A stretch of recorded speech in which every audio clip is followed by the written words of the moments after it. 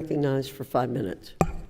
Thank you. I'd like to thank our witnesses for being here today to talk about this really important subject. Ms. Erickson, I'd like to start with you.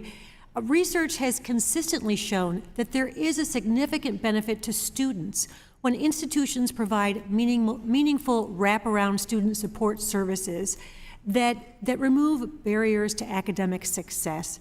Programs that address issues like food insecurity, childcare, technology, and mental health issues particularly benefit non-traditional students who are increasingly entering higher education. I was pleased to see that many institutions utilize their COVID relief funds to either begin implementing or scale up programs that provide wraparound supports. So can you share some examples of evidence-based practices that contribute to wraparound student support? Absolutely. You know, CUNY ASAP is probably the most famous of the programs that provides these wraparound supports, and I think the most important part of it is that it recognizes that students are people. They have a lot going on in their lives. They have to get to and from school, they have to get to and from work, they have to care for children or elders or other family members. They have a lot going on, and they have shown that when you pair small financial supports with what they call intrusive advising, which I think maybe needs a better title because that's a not particularly nice sounding one, but it means you follow the student and they have a relationship with an academic advisor throughout their period of time who also helps them get access to other things they may need, food stamps, Medicare, Medicaid, other things that they might need just as a human or as a family. They have seen that they have been able to double their graduation rates through this program, which I think is just incredible because we've talked about the importance of getting that degree, and so many of the folks that are defaulting on their student loans or in real trouble are the folks that signed up, got debt, and then never got a degree, and so they can't really get the wage gain to get it back. So I think those kinds of wraparound supports are so important. You know, I know that the COVID funding helped 18 million students stay enrolled.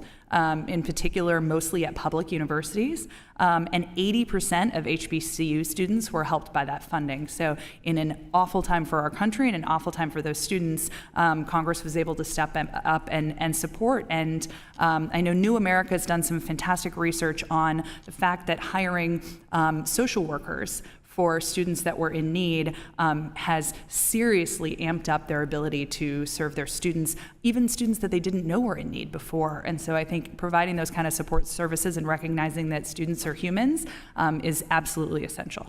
I am proud to have in my district the largest HBCU, North Carolina A&T State University.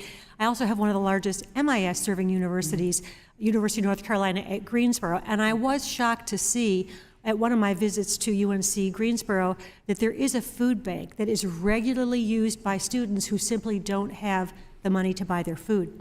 I want to move into a different area. High school has emerged as a critical recruitment source for colleges as well as trades, technical schools, accreditation programs, and other post-secondary pathways for a variety of different careers.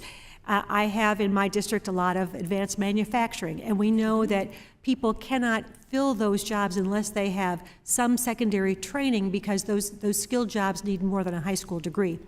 High schools are also critical points of entry to recruit students into fields where we're currently facing workforce shortages, and I see that all across my district, whether we're talking about teachers or childcare providers, skilled trades, nursing, social work, school psychologists. So how can Congress further support programs that expose students to different career paths early on, and where should we start exposing them to these career opportunities? You know, I think the best example that I've experienced is the DC public school system. DC Public Schools has created a system of support where every single person that is in high school in Washington, DC has to put together a college or career plan. And they do it very early so that they can start tailoring their education in high school to what their career or their postgraduate studies might be.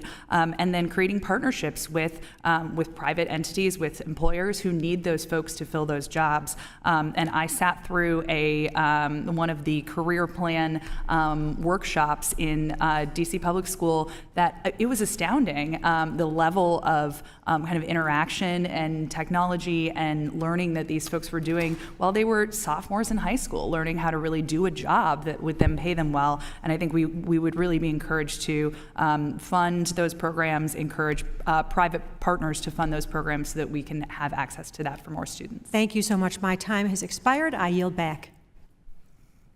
Thank you, Ms. Manning.